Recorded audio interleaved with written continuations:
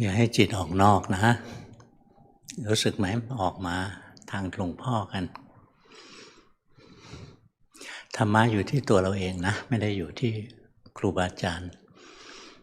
ไม่ได้อยู่ที่วัด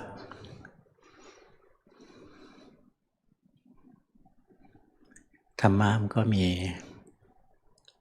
ทั้งธรรมะที่เป็นความปรุงแต่งเขาเรียกสังคตธรรมนะ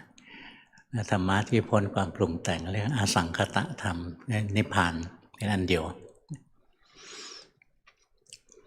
ในสังคตธรรมก็ยังแยกอีกนะเป็นรูปธรรมนามธรรมในรูปธรรมนามธรรมนั้นก็ยังแยกนะเป็นกุศลเป็นอกุศลกุศลธรรมอกุศลธรรมอภิยากตธรรมธรรมไม่ใช่กุศลไม่ใช่อกุศลอย่างร่างกายเราเนี่ยไม่ได้เป็นกุศลอกุศลอะไรเรียนธรรมะนั้นก็เรียนลงมาที่ร่างกายที่จิตใจของเราเองไม่ใช่เรื่องยากนะเราไปวาดภาพ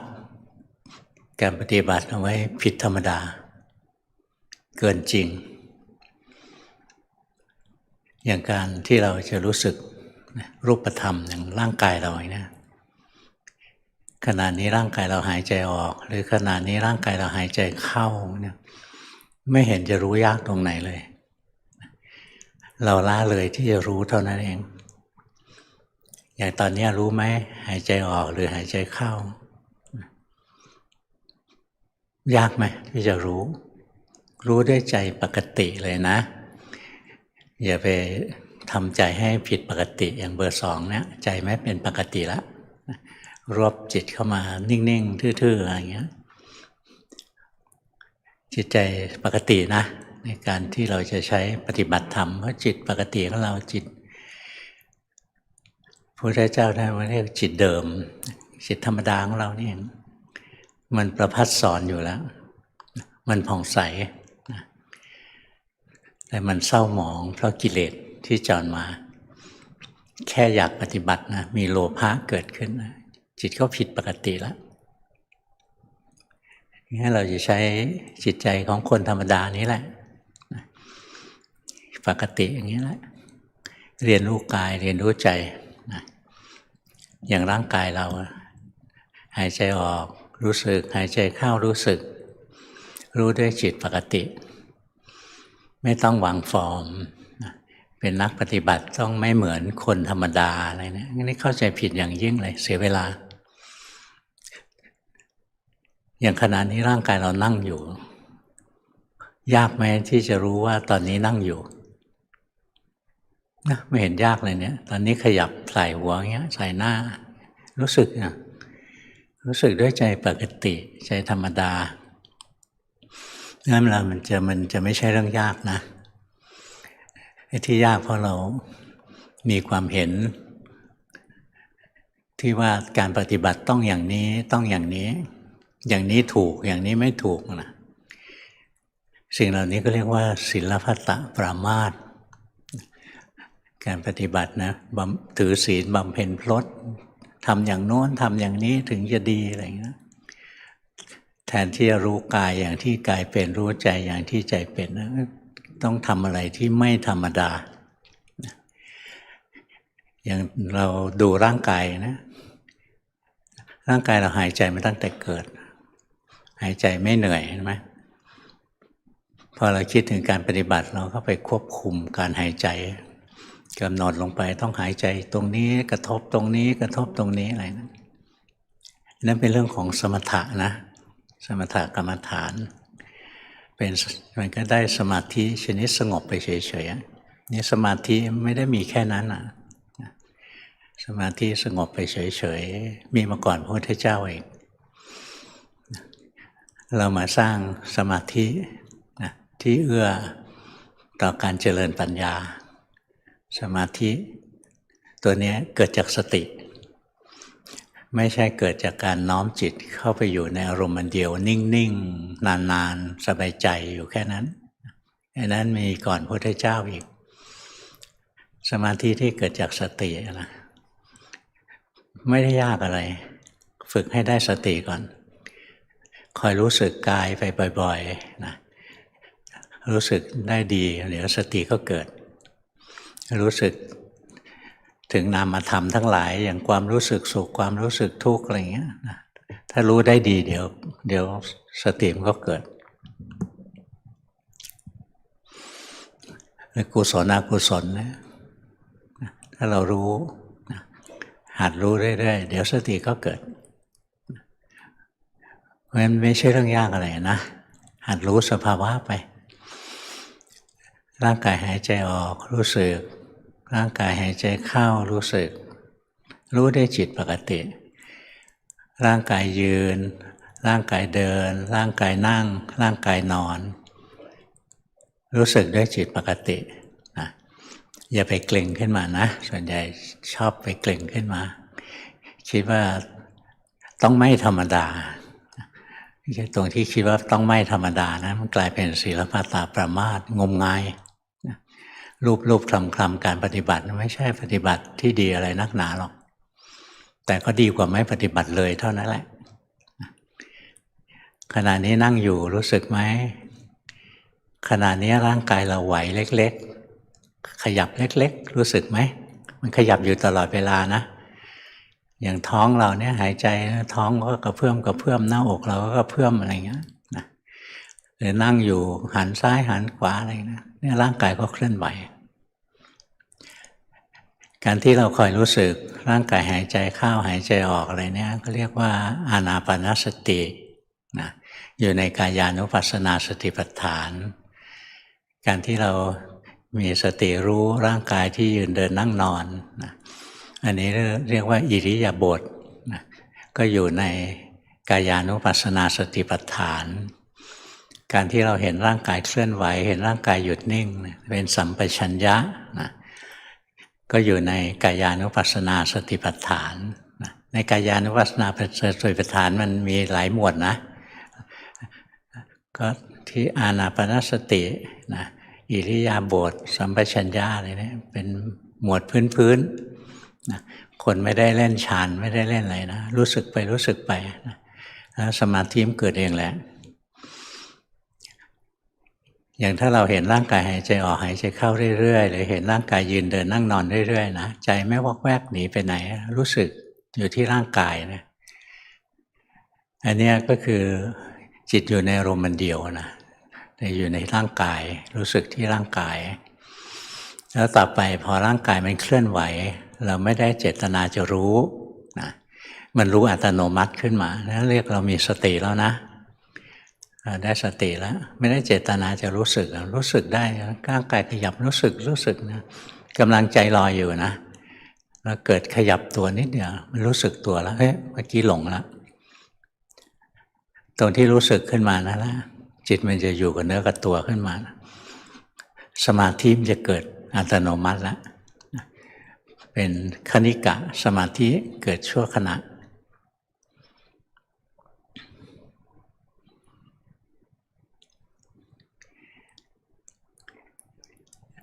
นอกจากการดูกายนะดูอย่างอื่นก็ยังได้อย่างเราดูเวทนาคือความรู้สึกสุขความรู้สึกทุกข์นะความรู้สึกไม่สุขไม่ทุกข์ในร่างกายเรามีเวทนาอยู่เรื่อยๆนะตรงไหนไม่ได้เจ็บไม่ได้ป่วยแล้วรู้สึกร่างกายเรามีความสุขตรงไหนมันเจ็บมันป่วยนะมันคันอย่างเงี้ยรู้สึกมันทุกข์ให้ความรู้สึกในร่างกายอย่างนี้มีอยู่ตลอดเวลาอย่างอากาศหนาวๆอย่างเงี้ยร่างกายสั่นขึ้นมานะร่างกายไม่ค่อยสบายแล้วมีความทุกข์ขึ้นในร่างกายให้เจ็บไข้ได้ป่วยมีความทุกข์เกิดขึ้นในร่างกายตอนไหนไม่ได้หนาวจัดร้อนจัดไม่ได้หิวจัดนะไม่ได้กระหายน้ำมากนะไม่ได้ง่วงอะไรเงี้ยไม่ได้เพลียอะไรเงี้ยเราก็หลงว่าร่างกายเรากำลังมีความสุขที่จริงมันเป็นแค่ช่วงที่ทุกข์มันลดลงทุกข์น้อยๆเราจะรู้สึกว่าสุขพอทุกข์เยอะๆเราจะรู้สึกว่าทุกข์ เหมือนพวกน้ำหอมอะไรอย่างนี้นะก็คล้ายๆกันแหละหรือดอกไม้บางอย่างนะกลิ่นฉุนกลิ่นแรงเราได้กลิ่นไกลๆเบาๆเราก็รู้สึกหอมนะพอเข้าไปดมใกล้ๆนะโอ้แทบสลบเลยก็มีนะอย่างดอกราตรีเคยรู้จักไหมที่วัดก็ปลูกนะราตรี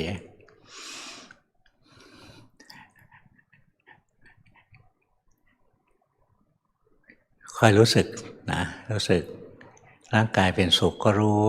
ร่างกายเป็นทุกข์ก็รู้สึกไปแล้วต่อไปจะรู้ความจริงที่ลึกซึ้งเข้าไปร่างกายนี้ไม่ใช่มีแต่สุขกับทุกข์นะ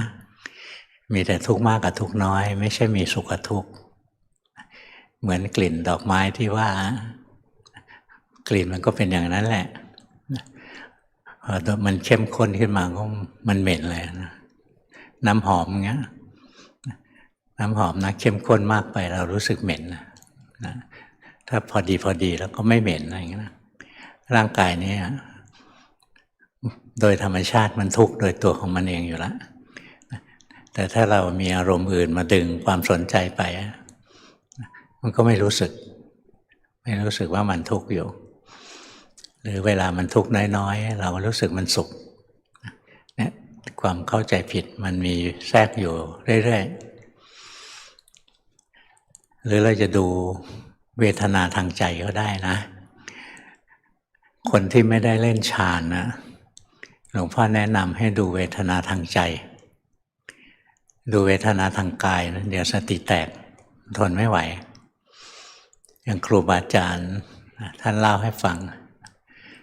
แต่ละองค์ที่หลวงพ่อเรียนด้วยนะท่านทรงฌานนะมีฤทธิ์มีพลังของจิตเข้มแข็งนะอย่างท่านนั่งสมาธินั่งบนแคร่ไม้ไผ่นะพอนั่งลงไปมันจะยุบนะแล้วก็พอนั่งยุบปุ๊บแล้วมันก็หนีบกลับเลยท่านบอกท่านนั่งสมาธิท่านตั้งใจว่าจะนั่งโต้รุ่งเลยพอขึ้นบนแคร่เนี้ยนะนั่งปุ๊บมันหนีบท่านเจ็บเลยนะโอ้ท่านก็ดูร่างกายก็อันหนึ่งความเจ็บปวดก็อันหนึ่งนะถ้าเป็นเราทนไม่ไหวนะเราไม่ได้ทรงฌานอย่างท่านโอ้โดนหนีบก้นทีเดียวร้องจากเลยลุกขึ้นมาทีลุกไม่ได้นะมันหนีบอยู่นะลำบากเพราะงั้นเวทนาทางกายเนี่ยถ้าเราไม่ได้ทรงฌานจริงนะเล่นยากเวลาเจ็บเวลาปวดอะไรเนี่ยช่วงสงครามโลกครั้งที่2นะมันเตี้ยลงไปนิดหนึ่ง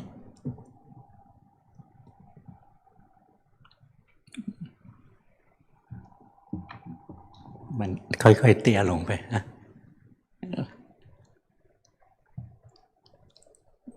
เลื่อนยกขึ้นส่งขึ้นนิดนึงใช้ได้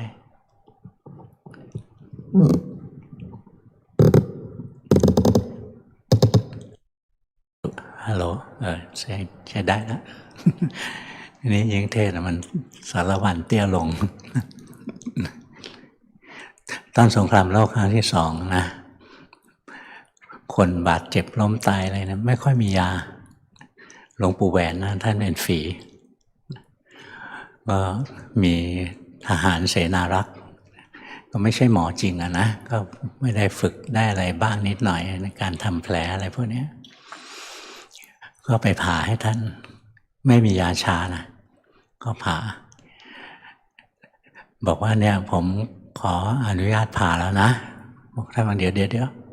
ยวท่านส่งสัญญาณแล้วก็ผ่าได้ท่านก็เข้าสมาธินะเข้าสมาธิแล้วถอยออกมานิดนึงผ่าได้แล้วไม่มียาชานะก็นอนนิ่งๆให้เขาผ่าไปเนี่ยถ้าเราไม่ได้ส่งฌานอย่างครูบาอาจารย์นะโอ้ยเราร้องป่าแตกเลยนะร้องบ้านแตกเลยงั้นเวทนาทางกายนะคนที่จะเล่นได้ดีต้องส่งสมาธิส่งฌานจริงๆแต่เวทนาทางใจไม่จำเป็นเวทนาทางใจอย่างพวกเราทำได้ทุกคนนะเราแค่สังเกตนะขณะนี้ใจเรามีความสุข หรือถ้าใจเรามีความทุกข์หรือใจเราเฉยๆไม่สุขไม่ทุกข์นะสังเกตแค่นี้เองยากไหมที่จะรู้ว่าตอนนี้มีความสุขหรือไม่มีความสุขอ่ะไม่เห็นยากเลยมันก็ง่ายๆเหมือนอย่างตอนนี้หายใจออกหรือหายใจเข้านั่นแหละธรรมดาง่ายๆนะเพราะฉะนั้นตอนนี้ใจเรามีความสุขก็รู้ใจเราเป็นทุกข์ก็รู้ใจเราเฉยๆไม่สุขไม่ทุกข์ก็รู้ภาวนาอย่างอื่นไม่เป็นนะรู้แค่นี้แหละวันหนึ่งก็จะได้มรรคผลนิพพานได้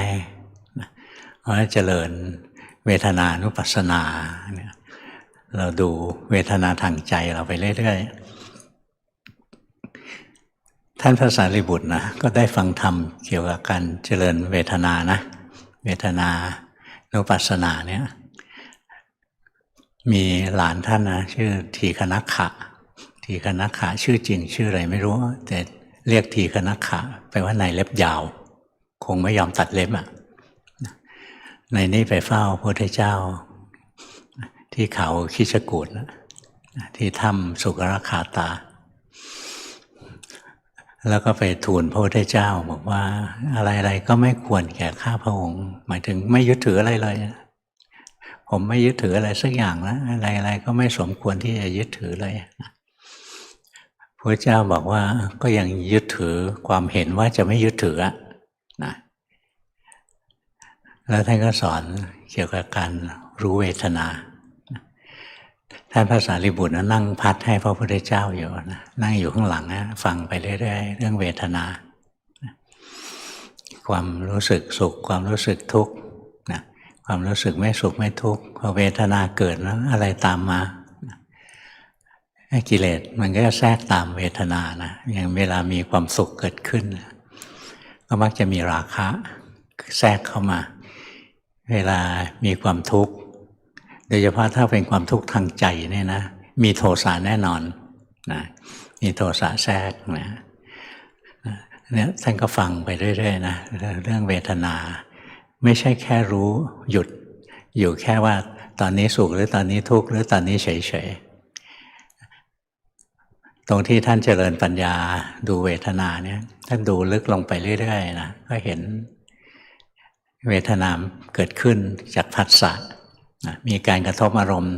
ทางตาหูจมูกลิ้นกายใจแล้วมันก็เกิดความรู้สึกสุขรู้สึกทุกข์รู้สึกไม่สุขไม่ทุกข์ขึ้นมาแล้วกิเลสมันก็แทรกตามเวทนามาพอมีกิเลสมามันจะผลักดันให้เกิดตัณหาเกิดอยากอย่างเวลามีความสุขเนี้ยมันก็อยากให้อยู่นานๆนะอยากให้ความสุขอยู่นานๆด้วยอำนาจของโลภะความสุขหายไปก็หิวโหยอยากได้มาซึ่งความสุขตรงที่ความสุขยังไม่มีอยากให้มันมาก็เป็นความอยากนะอยากเรียกว่ากามตัณหาอยากได้ความสุขพอมีความสุขก็อยากให้มันคงอยู่นั่นเรียกว่าภาวะตัณหาพอเจอความทุกข์ก็อยากให้มันหมดไปสิ้นไปเรียกว่าวิภวะตัณหาพอตัณหาเกิดนะก็จะผลักดันให้จิตทำงานสร้างภพสร้างชาติสร้างทุกข์ขึ้นมาเนี่ยท่านพระสารีบุตรท่านฟังนะท่านบรรลุพระอรหันต์งั้นการปฏิบัตินะไม่ใช่ว่าต้องสตาร์ทที่กายนะหรือสตาร์ทที่จิตนะไม่ใช่หรอกเราถนัดอันไหนเราอันนั้นแหละ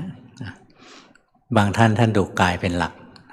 แล้วก็บรรลุพระอรหันต์อย่างท่านพระอานนท์ท่านดูกายท่านพระสารีบุตรนะท่านดูเวทนาบางท่านก็ดูจิตจิตเป็นกุศลอกุศลอะไรเนี่ยท่านรู้คือพระอนุรุตพระอนุรุทธะท่านดูจิตใจบางท่านเจริญธรรมานุปัสสนาอย่างพระพุทธเจ้าเราเจริญธรรมานุปัสสนาในหมวดที่เรียกว่าสัจจบัพเพราะฉะนั้น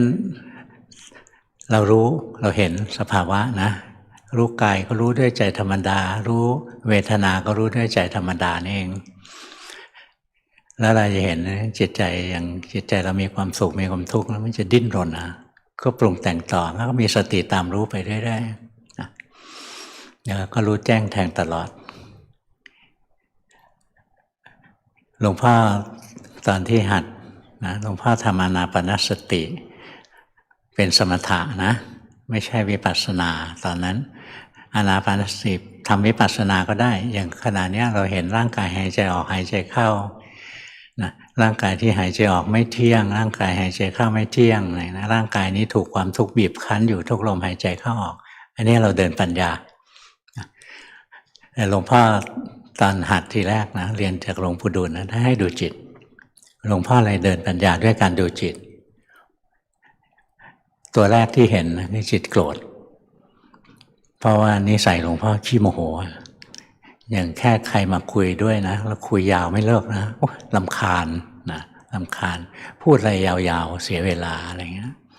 ชีวิตคนเราสั้นนิดเดียวนะเอาเวลามานั่งคุยยาวๆเงี้ยไม่ไหวนะเสียเวลาเสียดายเวลาเพราะฉะนั้นจะเป็นคนที่หงุดหงิดง่ายนะงั้นเวลาเราภาวนานะสภาวะที่เกิดบ่อยคือความหงุดหงิด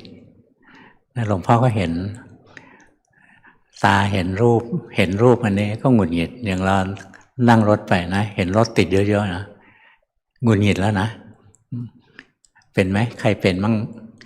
อยู่บนถนนนะเห็นรถติดเยอะๆใช่มันหงุดหงิดอ่ะหรือว่าเกิดเบิกบานมีไหมยกมือให้ดูสิใครรถติดแล้วเบิกบานนะก็เก่งนะเก่งแบบไม่เหมือนชาวบ้านนะเนี่ยหลวงพ่อหน้าตาเห็นรูปก็หงุดหงิดได้ยินเสียงก็หงุดหงิดนะกลางคืนนะบ้านในเมืองนะบ้านก็ใกล้ๆกันนะแต่เป็นหลังๆไอ้บ้านข้างๆมันเลี้ยงหมากลางคืนนะหมามันนะกลางวันนะนอนนะเงียบๆไม่มีเสียงนะกลางคืนจะตื่นวิ่งไปวิ่งมาหน้าบ้านหลังบ้านข้างบ้านแล้วเห่าไปเรื่อยๆนะลมพัดใบไม้ไหวมันก็เห่านะมีอะไรมันก็เห่าไปเรื่อยๆเห็นจิ้งจกตุ๊กแกอะไรมันก็เห่าเราจะนอนมันได้ยินเสียงนะเวลาเราจะนอนแล้วมีเสียงรบกวนเนี้ยสดชื่นไหมแต่บางคนได้ยินเสียงแล้วสบายใจก็มีนะอย่างบางคนเปิดเพลงเบาๆฟังแหมสบายใจนะฟังแล้วสบายใจก็ได้เห็นไหมนะหูได้ยินเสียงมีความสุขก็ได้แต่หลวงพ่อเป็นคนขี้รำคาญกระทั่งฟังเพลงนะถ้าฟังเพลงยาวๆหลายๆเพลงนะรำคาญฟังทำไมมันเสียเวลานะรู้สึกหงุดหงิดเนี่ยหูได้ยินเสียงนะใจหงุดหงิดแล้วก็รู้ทันว่าใจหงุดหงิดจมูกได้กลิ่นลิ้นกระทบรสกายกระทบสัมผัสอะไรนะมันพร้อมจะหงุดหงิดนะเพราะนิสัยมันชอบหงุดหงิด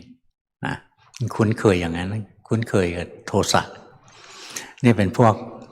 ตกนรกมาเกิดนะพวกโทสะครอบงำบ่อยๆบางทีไม่มีอะไรใครไม่มีอะไรมากระทบภายนอกนะความคิดกระทบใจเรายังหงุดหงิดเลยเวลาใจเราฟุ้งซ่านรำคาญไหมนั่งสมาธินะใจมันฟุ้งไม่ยอมสงบเลยก็รำคาญนะหงุดหงิดอีกแล้วหลวงพ่อปฏิบัตินะไม่ใช่ฝึกให้หายหงุดหงิดนะแต่จิตหงุดหงิดรู้ว่าหงุดหงิดจิตรำคาญรู้ว่ารำคาญแล้วเราต่อไปพอฝึกไปเรื่อยๆนะก็เห็นนะความหงุดหงิดใจความรำคาญใจนะไม่ใช่จิตหรอกมันเป็นความรู้สึกชนิดหนึ่งที่แทรกเข้ามาในจิตจิตไปรับรู้มันเท่านั้นเองมันก็หมดสภาพถ้าจิตรู้ไม่ทันนะความหงุดหงิดในโทสะเนี่ยมันก็ครอบงำจิตจิตก็เดือดร้อนดิ้นรนไปตามอำนาจของมันเนี่ยที่หลวงพ่อหัดดูจิตนะแรกๆตัวแรกที่เห็นนะตัวโทสะนี่แหละตาหูจมูกลิ้นกายใจกระทบอารมณ์นะมันจะมีความหงุดหงิดเกิดขึ้นก็ตามรู้ตามเห็นไปแล้วเราก็จะเห็นนะความหงุดหงิดนะเราไม่ได้เจตนาให้เกิดนะมันเกิดเองนะเวลามันกระทบอารมณ์แล้วมันไม่พอใจนะอารมณ์ที่ไม่ถูกใจอย่างเงี้ยความหงุดหงิดก็เกิดขึ้นบางทีอารมณ์ถูกใจนะอย่างเช่นบางทีฟังเพลงแหมเพลงแรกนี่เพราะนะถูกใจ เพลงที่3เพลงที่4รำคาญเนี่ยจิตมันพลิกไปพลิกมาเราตามเห็นความเคลื่อนไหวเปลี่ยนแปลงของมันไปเรื่อยๆธรรมดานี่เองเห็นไหมไม่ใช่เรื่องพิสดารเลยถ้าใจเรามีความโกรธเราก็รู้ไปแล้วต่อไปปัญญามันเกิดนะ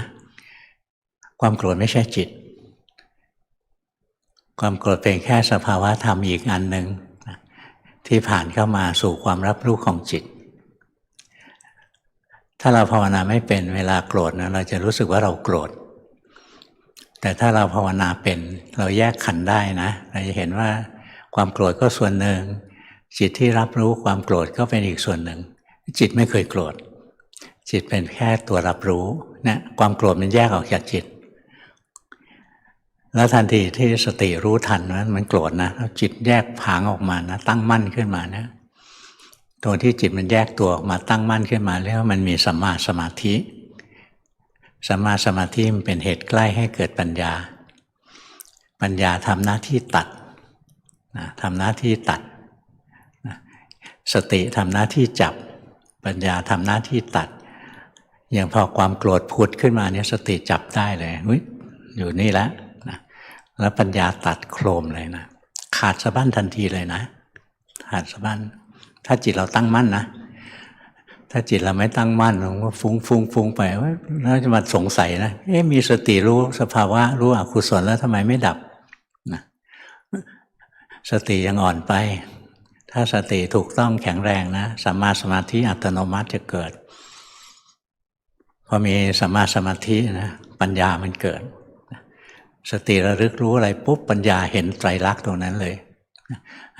สภาวะนั้นขาดสะบั้นเลยนะเพราะการที่เรามีจิตที่ตั้งมั่นแล้วเห็นไตรลักษณ์นะเป็นเรื่องใหญ่นะที่เขาภาวนากันแทบเป็นแทบตายแล้วไม่ได้ผลนะอันแรกเลยสติไม่ถูกเมื่อสติไม่ถูกสมาธิก็ไม่ถูกนะสติไม่ถูกเป็นไงสติมีหน้าที่ระลึกรู้นะรู้อะไรมาก็รู้คล้ายๆเราจับอารมณ์นี้ได้ไม่ได้หลงสเปสปะเลยเปื่อยไปจับอารมณ์นี้ได้มันรู้สึกอะความโกรธผุดขึ้นรู้สึกนี่เวลาที่ภาวนากันส่วนใหญ่แทนที่จะรู้สึกกายอย่างที่กายเป็นรู้สึกจิตใจที่ทำงานนะสุขทุกข์ดีชั่วอะไรเกิดแทนที่จะรู้สึกไม่หรอกเพ่งลูกเดียวเลยกำหนดลงไปกำหนดลงไปรู้ลมหายใจก็ต้องกำหนดที่ลมหายใจกำหนดคือกดเอาไว้กดอะไรกดจิตตัวเองให้มันอยู่กับลมจิตพอถูกกดนะจิตก็เครียดจิตเครียดจิตก็ไม่เกิดสมาธิเพราะว่าความสุขเป็นเหตุใกล้ให้เกิดสมาธิพอเริ่มต้นก็ผิดแล้วเริ่มต้นด้วยการบังคับบังข่มเอานะใจเครียดงั้นมันก็ไม่ถูกนะชอบไปเพ่งจ้องเกือบ100%ของนักปฏิบัตินะรู้ลมหายใจก็เพ่งลมหายใจจิตก็ถลำลงไปที่ลมหายใจดูท้องพองยุบจิตก็ถลำลงไปที่ท้องเดินจงกรมบางทีจิตถลำลงไปอยู่ที่เท้าบางคนก็มาอีกแบบนะถอดจิตขึ้นไปอยู่เหนือหัวขึ้นไปสักวาหนึ่งหรือศอกหนึ่งอะไรนะแล้วก็เหมือนกับมองลงมาจากข้างบนเนี่ย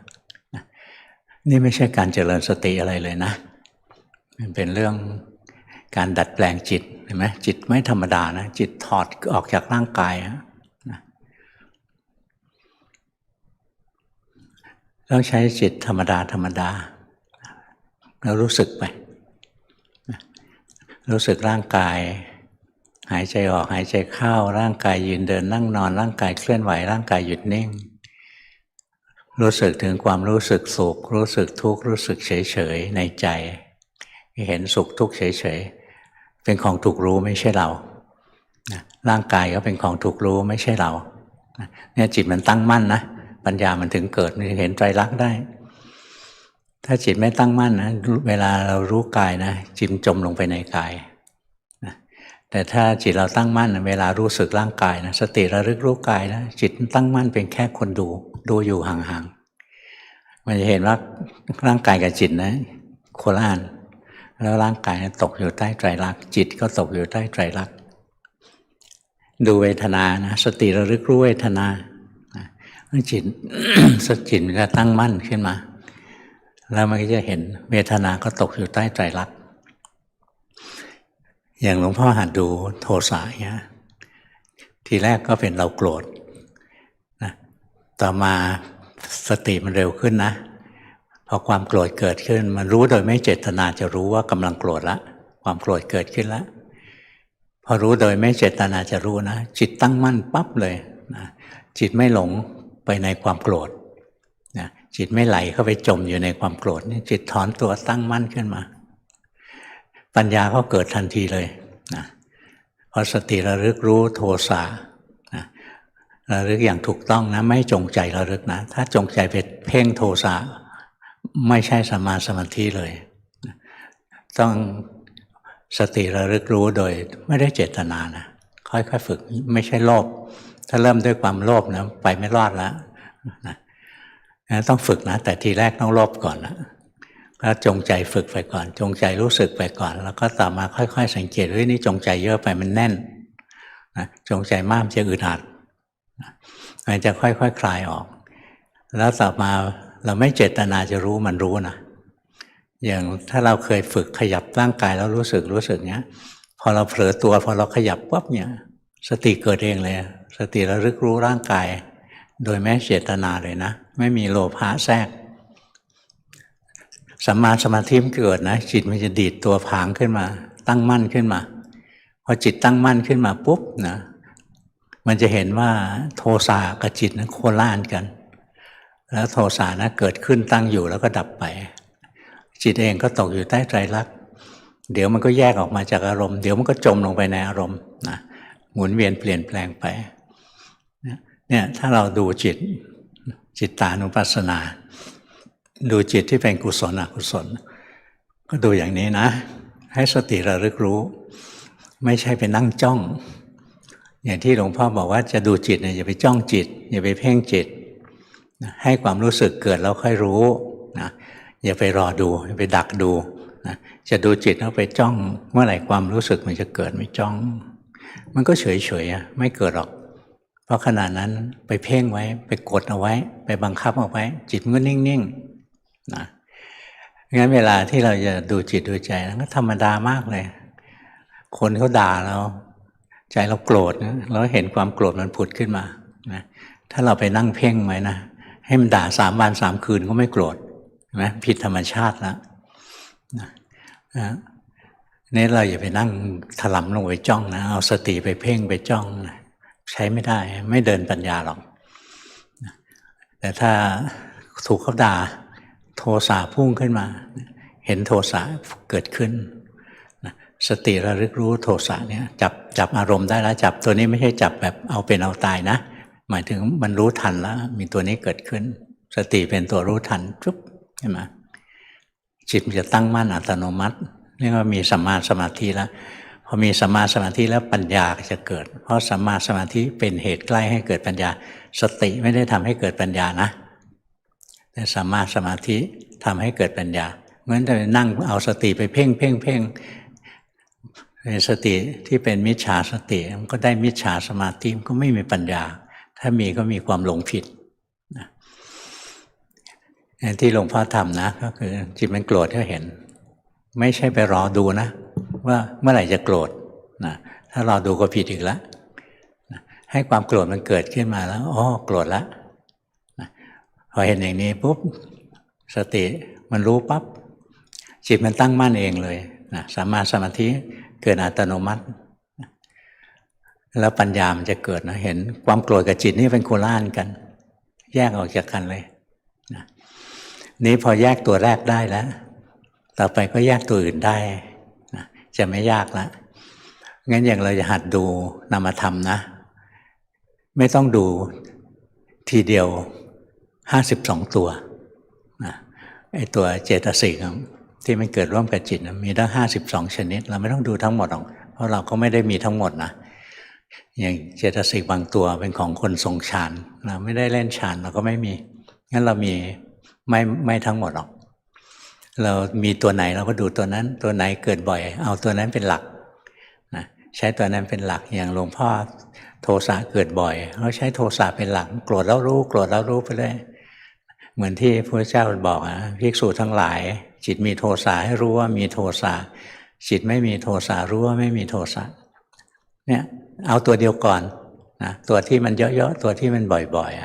ๆนี่พอหลวงพ่อเห็นโทสะเป็นแล้วนะต่อไปโลภะเกิดเราก็เห็นนะ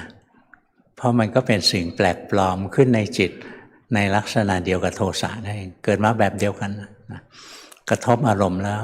นะมันจะตีความได้ไหมอารมณ์นี้น่าพอใจจิตมันพอใจนะราคะก็แทรกขึ้นมานะนั่นก็เห็นราคะมันผุด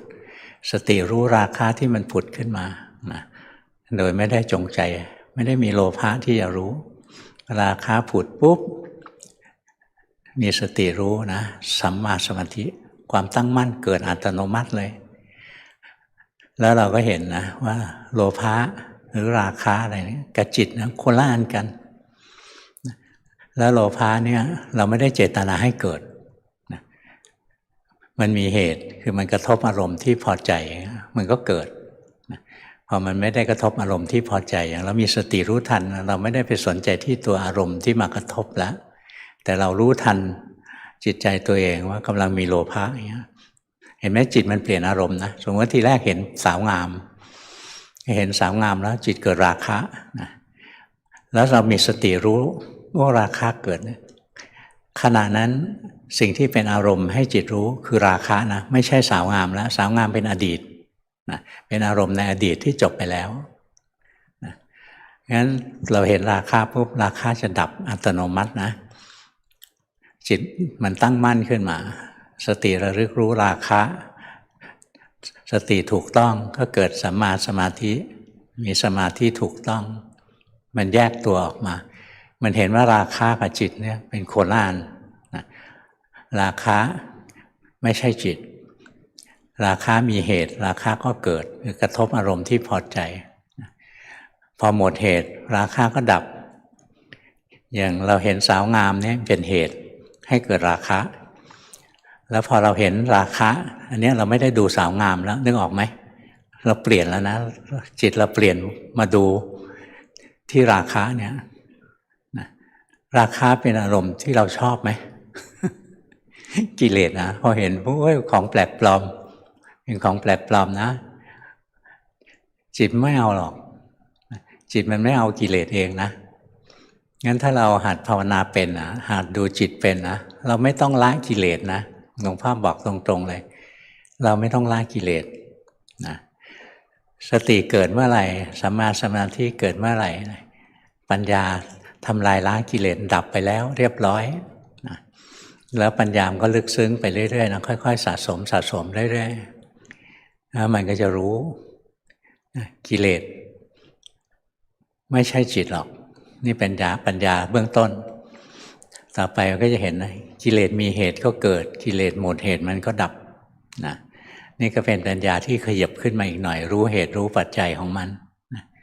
แล้วดูต่อไปอีกเราก็เห็นมันไม่อยู่ในอำนาจบังคับเนี่ยมันเป็นไปเองนะมันเป็นอนัตตาแล้วมันก็ไม่เที่ยงมันเกิดมาแวบเดียวนะพอรู้ทำก็ดับเราไม่ต้องดับมันนะเพราะงั้นเวลาถ้าเราทำสมถะแล้วมันเกิดกิเลสเนี่ยเราแก้ไขจิตนะพยายามละกิเลสแต่ถ้าเราเจริญวิปัสสนาเจริญปัญญาเนี่ยเราไม่ละกิเลสนะกิเลสเกิดให้รู้ไม่ใช่ให้ละดูกราภิกษุทั้งหลายจิตมีราคะให้รู้ว่ามีราคะเห็นไหมไม่มีตรงไหนเลยบอกให้ละราคะนะดูกราภิกษุทั้งหลายจิตไม่มีราคะรู้ว่าไม่มีราคะดูกราภิกษุทั้งหลายจิตมีโทสะรู้ว่ามีโทสะจิตไม่มีโทสะรู้ว่าไม่มีโทสะนะจิตหลงก็รู้จิตรู้สึกตัวไม่หลงก็รู้จิตฟุ้งซ่านก็รู้จิตหดหู่ก็รู้มีแต่คำว่ารู้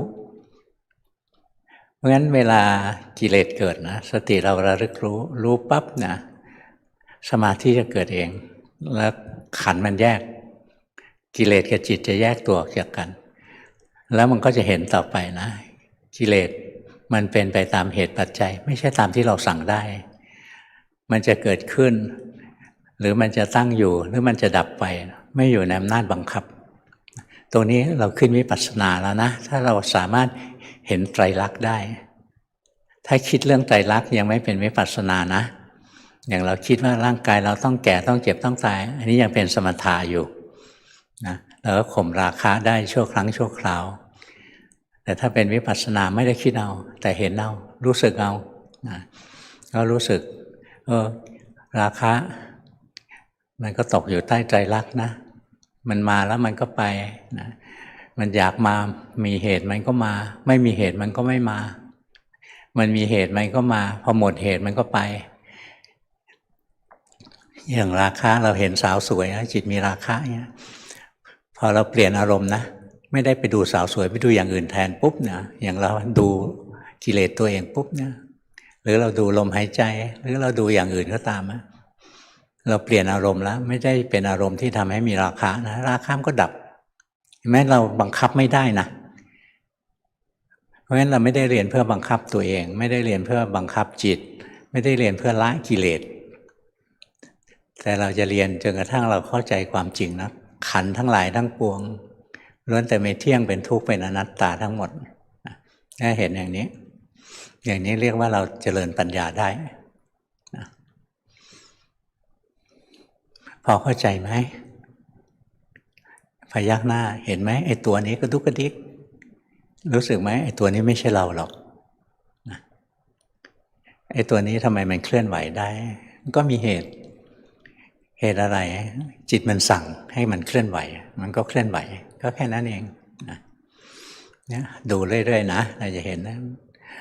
ร่างกายนี้ไม่ใช่ตัวเราสุขทุกข์ไม่ใช่ตัวเราดีชั่วไม่ใช่ตัวเราแล้วสุดท้ายมันจะเห็นว่ากระทั่งจิตก็ไม่ใช่เรานะค่อยๆฝึกไปอันนี้เทศให้ฟังเท่านี้นะส่งกันบ้าน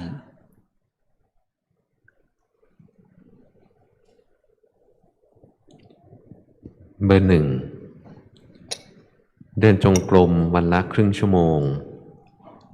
ยังติดเพ่งเลยเปลี่ยนเป็นการรู้สึกทั่วกายเคลื่อนไหวเคยเห็นเกิดดับแต่ปัจจุบันไม่เห็นรู้สึกไม่ก้าวหน้าเหมือนก่อนขอคำแนะนำด้วยค่ะให้รู้ว่าโลภเห็นไหมอยากก้าวหน้าก็โลภนะก็รู้ทันไปใจไม่ค่อยมีเรี่ยวมีแรงแม้ปฏิบัตินะอย่าทิ้งสมถะอย่างเราทำสมถะนะใจเรามีความสุขนะแต่อย่าติดความสุขอย่างที่วัดนะหลวงพ่อยังบอกพวกพระลูกวัดนะลูกศิษย์ที่วัดนะบอกให้ต้องทำสมถะนะถ้าเราไม่ทำสมถะนะจิตใจแห้งแล้งเบอร์ 1รู้สึกไหมจิตใจห่อเหี่ยวเนี่ยไม่มี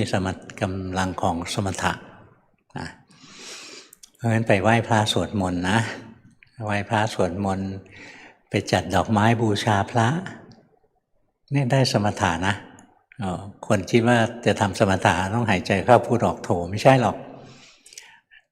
ทำงานอะไรก็ได้สักอย่างหนึ่งนะที่ทำแล้วมีความสุขแล้วไม่ใช่งานที่ทำแล้วกิเลสเกิดนะอย่างแค่เราจัดดอกไม้บูชาพระนะเราไปปัดหิ้งพระปัดโต๊ะหมู่นะปัดฝุ่นอะไรเงี้ยนะค่อยๆทำให้พระพุทธรูปดูสะอาดอะไรเงี้ยเนี่ยใจเราจดจ่อในการทำงานนะรู้สึกไปทำแล้วมีความสุขสมาธิเกิดนะเพราะฉะนั้นจริงๆแล้วถ้าจับหลักของการปฏิบัติได้นะอยากสงบเมื่อไหร่ก็ทำได้อยากให้มีความสุขเมื่อไหร่ก็ทำได้อยากให้ว่างๆเมื่อไหร่ก็ทำได้นี่ถ้าเราไม่มีสมถะเลยนะใจมันจะแห้งใจแห้งแล้งแล้วฝืนไปเรื่อยๆไปได้ไหมก็ได้นะไปแบบลำบากหน่อยบรรลุพระอรหันต์แบบแห้งแล้งแต่ตอนบรรลุโสดาแล้วนะยังไงก็ได้ปฐมฌานนะมีของแถมแล้วแต่อาจจะไม่ชำนาญถ้าไม่ได้ฝึกต่องั้นถ้าเราภาวนาไม่ได้ส่งสมาธิอะไรเงี้ยการภาวนาจะรู้สึกแห้งแล้งแต่เราทรงฌานไม่ได้เราก็ท อะไรสักอย่างก็ได้นะที่มันทำแล้วมีความสุขอะชอบต้นไม้ก็ไปรดต้นไม้ เวลารดต้นไม้ก็มีความสุขนะที่วัดนะหลวงพ่อยังบอกพวกพระเลยตอนเช้าแดดอ่อนๆนะอากาศเย็นๆแดดอ่อนๆลมแผ่วๆอะไรเงี้ยนะมีหมอกลงเห็นภูเขาเห็นอะไรนะไปเดินบิณฑบาตนะจิตใจมีความสุขอะรู้สึกตัวไปเห็นร่างกายมันเดินไปเห็นจิตใจมีความสุขไปนี่แค่นี้มันก็ได้กำลังแล้วนะงั้นเบอร์หนึ่งไปเพิ่มตัวนี้นะใจมันจะได้ไม่แห้งแล้งตรงข้ามกับเบอร์สองเบอร์สองว่าไปไอ้นี่หนีลงไปอีกแล้วหรือเวลาเทศแล้วตัวยืดขึ้นหรือเปล่า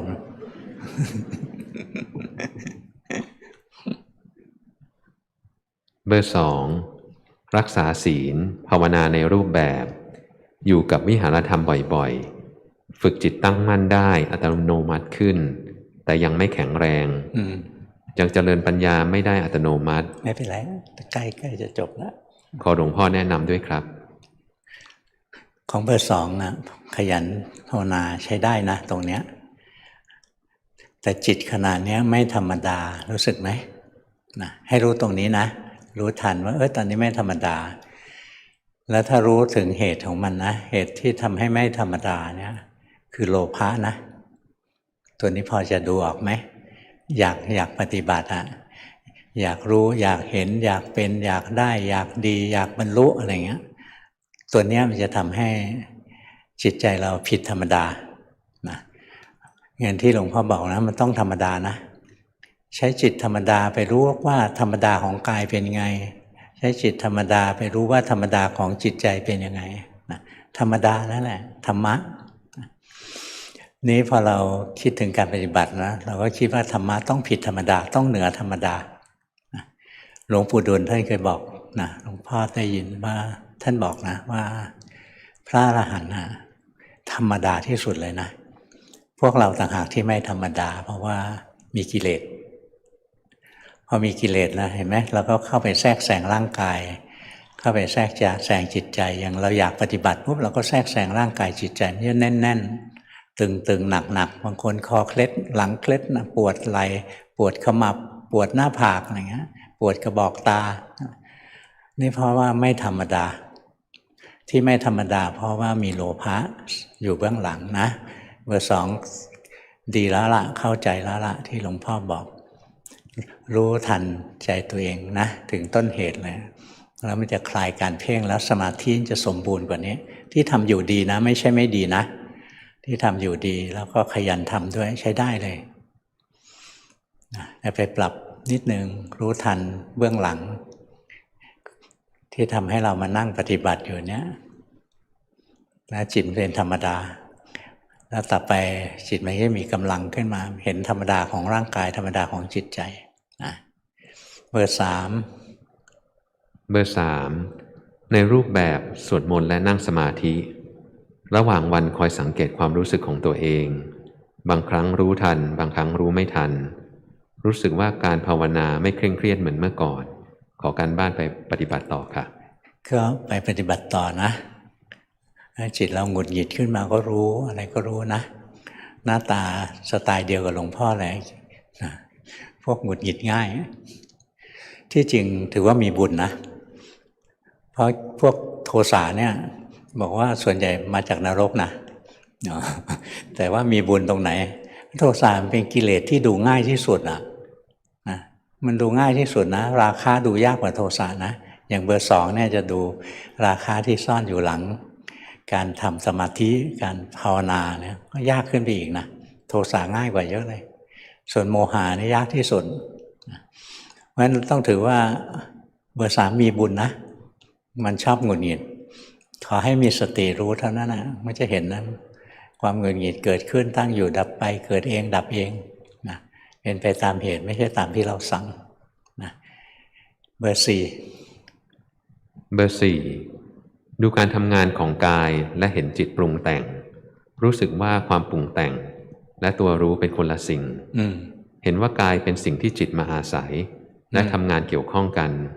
ที่ฝึกฝนมีสิ่งใดติดขัดและควรพัฒนาให้ดียิ่งขึ้นคะไม่ผิดหรอกนะก็ภาวนาไปเรื่อยๆมันจะมีความจงใจนิดหน่อยนะแล้วต่อไปต้องระวังกิเลสอีกตัวหนึ่งนะตัวกูเก่งนะค่อยๆเดี๋ยวเจอละวันหลังเนี่ยค่อยๆพัฒนาไปเรื่อยๆมันละเอียดขึ้นเรื่อยๆนะดีไปทำอีกไม่ผิดหรอกเบอร์ห้าเบอร์ห้า ในรูปแบบดูกายหายใจวันละ15 นาที3 เวลานอกนั้นทำความรู้สึกตัวในการทำงานบ้านล้างจานทำอาหารโดยใช้จิตดูกายโดยรวมมีหลงแต่รู้ทันแต่บางครั้งก็หลงนานรู้สึกเบื่อกับการคลุกคลีขอคำแนะนำเพิ่มเติมค่ะรู้ไหมว่าเบื่อเวลาล้างจานเนี่ยใจเราคงที่ไหมใช่ไหมบางทีก็เพลินบางทีก็เพ่งเอาไว้อะไรเงี้ยรู้ทันตัวนี้ด้วยนะเพราะฉะนั้นเราปฏิบัติในชีวิตธรรมดาอย่างเงี้ยนะรู้ให้ละเอียดขึ้นนิดนึงไม่งั้นเราจะไปนั่งเพ่งตัวเองนิ่งๆอยู่นะแล้วก็ทำอะไรก็ทำเหมือนหุ่นยนต์ไปนะให้เรารู้ทันอย่างล้างจานแต่ละใบเรายังชอบหรือไม่ชอบต่างกันเลยรู้สึกไหมเวลาล้างมีดกับล้างซ่อมนะกับล้างช้อนอะไรเงี้ยความรู้สึกยังไม่เหมือนกันเลยนะเนี่ยอ่านใจตัวเองบ่อยๆนะเบอร์ห้านะแล้วดีเองแหละที่ทำอยู่ใช้ได้นะดีแล้วล่ะอ่านใจตัวเองเรื่อยๆทำงานไปใช้ร่างกายเคลื่อนไหวใช้ร่างกายเป็นวิหารธรรมดีแล้วล่ะเหมาะแล้วแล้วก็อะไรแปลกปลอมขึ้นในใจคอยรู้ทันไว้นะเบอร์หกยังติดประคองทุกวันจะสวดมนต์ภาวนาหายใจเข้าออกเช้าเย็นชีวิตประจำวันพุทโธดูกายเคลื่อนไหวยังหลงบ่อยขอคำชี้แนะด้วยค่ะคนนี้แปลกนะเขาหายใจเข้าออกตอนเช้ากับตอนเย็นไอ้ตอนอื่นไม่หายใจ รู้สึกไปเรื่อยๆนะทั้งวันเลยเห็นร่างกายมันหายใจไปอะไรไปแล้วถ้ามันมีความอารมณ์แปลกปลอมอะไรก็ค่อยรู้เอาหายใจไปรู้สึกไปดูไปเรื่อยๆนะไม่งั้นเดี๋ยวใจมันไม่มีบ้านอยู่มันจะฟุ้งง่ายอย่าไปเพ่งเอาไว้นะอย่างเพ่งอยู่แต่ถ้าเรามีวิหารธรรมมีเครื่องอยู่ให้จิตอยู่นะเรารู้สึกเรื่อยๆต่อไปจิตเราไม่ฟุ้งโดยไม่ได้เจตนาถ้ากลัวฟุ้งซ่านกลัวสมาธิเสียโดยเจตนาอยู่นะก็ยังเป็นสมาธิที่ไม่แข็งแรงฝึกไปบ่อยๆต่อไปสมาธิมันแข็งแรงขึ้นมานะไม่ได้เจตนาตั้งมั่นมันตั้งมั่นเองแหละ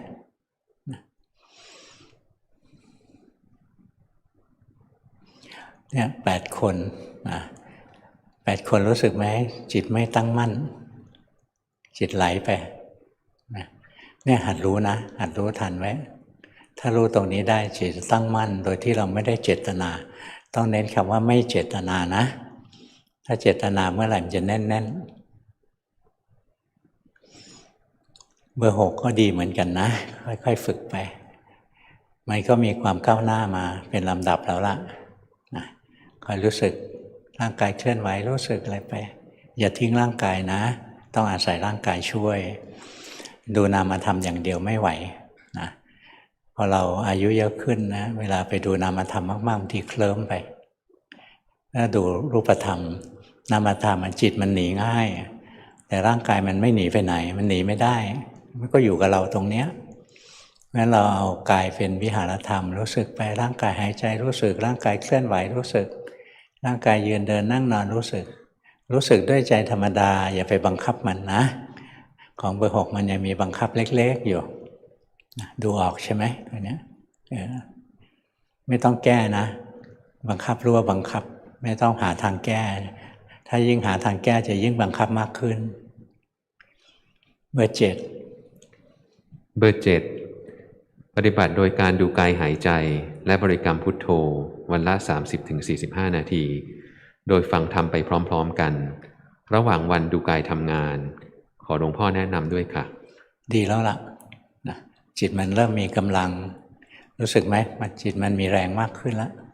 ดีแล้วล่ะทำอีกนะแต่อย่าไปบังคับมันนะพอจิตมันมีกำลังนะก็ดูกายไป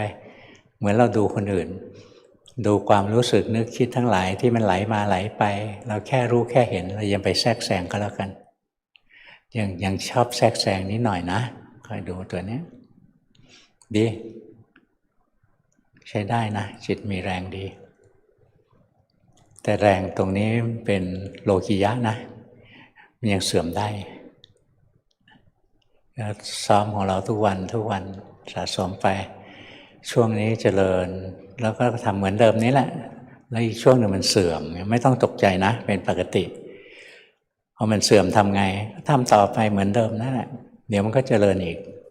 เจริญแล้วเสื่อมเจริญแล้วเสื่อมนะปัญญามจะเกิดไม่ใช่เราอันนี้ไม่ใช่เราหรอกเบอร์ 8เบอร์ 8ภาวนาแล้วยังรู้สึกว่าจิตเที่ยงมียางเหนียวในหัวตัวและแขนขามีอะไรนะมียางเหนียวในหัวตัวและแขนขากราบขอคำแนะนำด้วยค่ะก็ดีนะเพียงแต่ว่าจงใจเยอะไปหน่อยมันจะเครียดตึงไปไอ้ยางเหนียวนะในจิตก็มีนะในจิตเวลาเราเห็นกิเลสตัวเองหัดภาวนาแรกๆนะโอ้ยทำไมมันเหนียวอย่างนี้เนาะทั้งเหนียวทั้งหนารู้สึกในร่างกายก็ดีแล้วอย่าบังคับเยอะไปผ่อนคลายกว่านี้ได้ไหมยิ้มหวานแบบเหมือนมีผู้ชาย5 คนมาบอกรักพร้อมกันอย่างเงี้ยเห็นไหมตรงนี้จิตมันเริ่มเคลื่อนไหวรู้สึกไหมตรงนี้เราถึงจะไปต่อได้นะถ้าเรานิ่งเฉยจิตเฉยไม่กระดุกกระดิกนะมันไปต่อไม่ได้มันเดินปัญญาไม่ได้เพราะฉะนั้นเราอย่าไปตรึงความรู้สึกให้นิ่งนะรู้สึกกายก็แค่รู้สึกไปถ้าเรารู้สึกกายเป็นเราจะรู้สึกว่าร่างกายไม่มีน้ำหนักกายมันจะเบาไม่มีน้ำหนักนะแต่ถ้าเราจงใจมันจะรู้สึกร่างกายก็มีน้ำหนักหลวงพ่อตอนอยู่สวนโพนะทางวัดข้างวัดมันมีภูเขาอยู่3 ลูกเรียงกันต้องมองจากมุมวัดนะมองจากมุมอื่นจะเห็นเป็นภูเขาตะปุ่มตะปำไม่เท่ากันนะเกะกะไม่ถูกจังหวะถ้าดูจากที่สวนโพนะภูเขา3 ลูกนี้เรียงลำดับนะเท่ากัน3 ลูกช่องไฟเท่ากันรูปร่างเหมือนกันถ้าให้จริงไม่เหมือนหรอกนี้วันหนึ่งหลวงพ่อตอนนั้นเพิ่งบวชใหม่ๆนะเราภาวนาออกจากกุฏิมาเห็นภูเขา3 ลูกเนี้ยภูเขาทั้ง3 ลูกนี้ไม่มีน้ำหนักนะแต่จิตเรายังมีน้ำหนักอยู่เนี่ยเรายังภาวนาไม่ได้เรื่องนะจิตเรายังมีน้ำหนักจิตมีน้ำหนักได้ก็เพราะต้องมีความยึดถือไปแล้วเนี่ยมองเห็นโลกข้างนอกนะย้อนกลับมาข้างในโลกข้างนอกนี่ไม่มีน้ำหนักอย่างพวกเรานะ1,000 คนนะในสายตาหลวงพ่อไม่มีน้ำหนักมันแค่รูปที่ตามองเห็นเนี่ยแต่พอเราให้ค่านะมันจะมีน้ำหนักร่างกายเราให้ค่านะนี่ตัวเรานะจิตใจเราให้ค่านะมันจะมีน้ำหนักเกิดขึ้นนะเบอร์ 8รู้สึกไหมร่างกายมันมีน้ำหนักขึ้นมาถอยจิตออกมาเบอร์ 8ยิ้มหวานสิอย่าลืมยิ้มหวานลืมตาขึ้นนั่งหลับตาภาวนาไม่ดีนะไปเคลื่อนไหวไปทำงานที่เคลื่อนไหวนะไปกวาดบ้านถูบ้านซักผ้าอะไรงั้นทำงานไปแล้วเห็นร่างกายมันทำงานนะจะดีกว่านั่งนิ่งๆถ้านั่งนิ่งๆแล้วมันจะน้อมไปทางเพ่งเดี๋ยวมันติดสมาธิเพ่งไปสร้างสมาธิเคลื่อนไหวไว้